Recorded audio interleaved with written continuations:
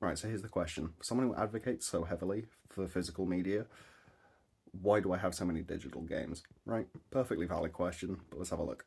Just to be clear that as of recording this, I've got 694 digital games. Far from a small amount, right? But here's the thing. A lot of those games are Game Pass games. A lot of them are games with gold, so I didn't pay anything for any of those realistically. A good chunk of them are free, but the main point is I'm not anti-digital, right? I'm against digital being the only option.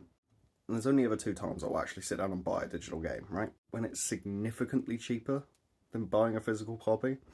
And I'm not talking like, it will save me a fiver or something, because at that point I'd just rather have the physical one. I'm talking this game is still £60 retail price in physical form, and it's like £2 on the store because of a sale or something. But also, and primarily, indie games. Since the launch of the Xbox 360 marketplace, these stores are the only place you can get indie games, really. If they're small enough to a point where they can only post on the store, they haven't got the budget or the resources to get physical copies out. And realistically, even if they did get those copies out, no one's buying them. You know what I mean? One of my favourite indie games of the last few years is a game called The Big Con. It's incredible, but you just can't get a physical copy anywhere. Not even for the Switch, as far as I can tell.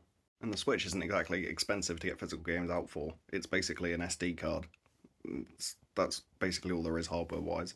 But yeah, I want to make that point very clear. I'm not anti-digital. I'm anti-digital being the only option. So when it comes around to a few years' time and they've just given up on physical games entirely, that's when I'm going to start getting annoyed about having to spend money. Because bluntly, these companies don't want what's convenient, they want what's going to make them the most money.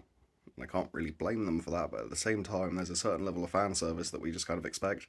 Because prior to, the mid towards the end of the last generation, games were on discs, it's that simple. Whereas these days, if you buy a disc, there's nothing on that disc, it's a license key. And bluntly, they can just take that license away at any point they fancy. So when it comes to 5 years' time and they're starting to remaster these games, it would be pretty easy to take away the license to the original and only let you play the remaster. You see what I mean? This is when it starts getting scummy, and I can see where this is going. They're going to start re-releasing their games for considerably more money and making you pay for them again, or you can't play them. That's the only way I see this going. But yeah, anyway, let me know what you think, and I'll see you next time.